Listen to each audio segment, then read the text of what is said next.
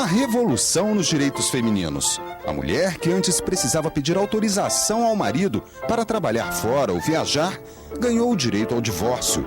À frente na luta para alterar a legislação que ajudou a mudar as relações entre homem e mulher, estava o parlamentar Nelson Carneiro.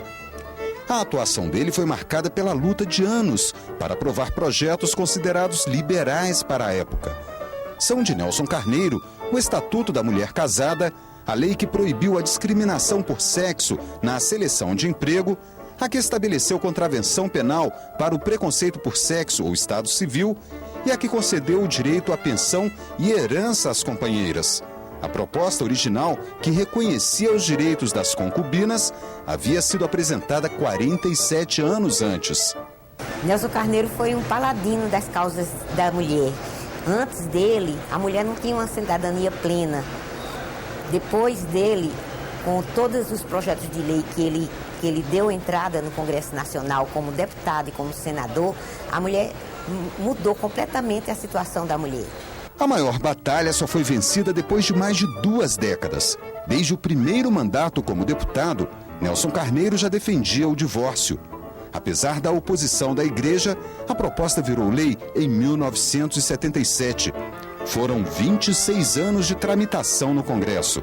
Era uma coisa que o país inteiro reclamava, mas que faltava alguém que tivesse a coragem de afrontar, porque já sabia que ia contar contra si com as forças tradicionalistas, inclusive com a igreja. Eu estive no Congresso no dia da votação e que saíram de lá os padres dizendo que iriam colocar na porta das igrejas o nome dos deputados que teriam votado contra, a favor do divórcio e contra o não divórcio. Não é? Então, eu acho que isso mostra a civilidade da sociedade brasileira e um avanço em termos dos valores mais equitativos entre homens e mulheres. A atuação de Nelson Carneiro também foi decisiva num momento histórico do Brasil.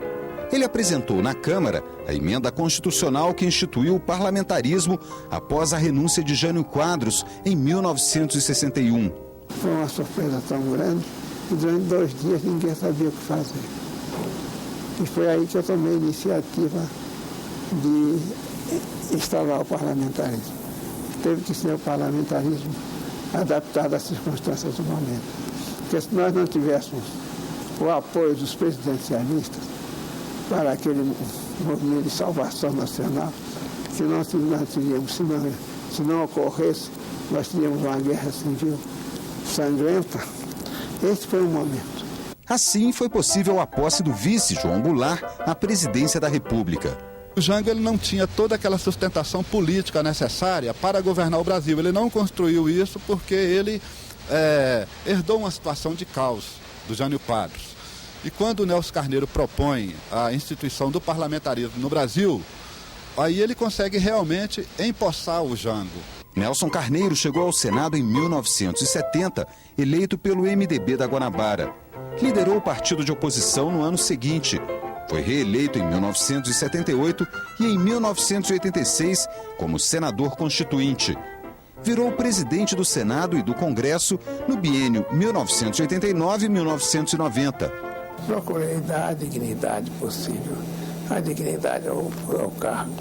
Eu fui presidente nos 2 anos mais difíceis desses recentes anos, deste século talvez, que eu fui no último ano do Sarney e no primeiro ano do Collor. Eram batalhas diárias, não na sessão do Senado, mas na do Congresso. Terrível. Um negócio terrível. Nelson Carneiro nasceu em 8 de abril de 1910 em Salvador, na Bahia, onde se formou em Direito.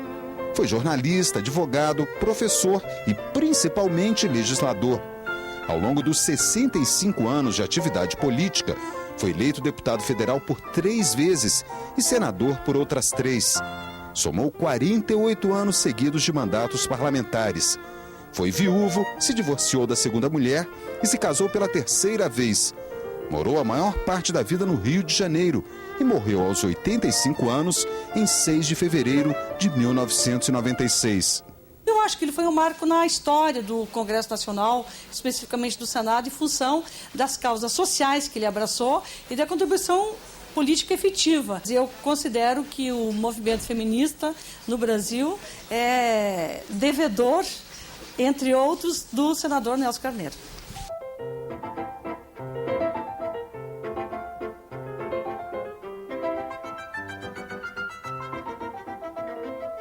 Não faltei o serviço da liberdade, nem me atemorizei diante dos poderosos, ainda nas horas mais sombrias do apogeu discricionário.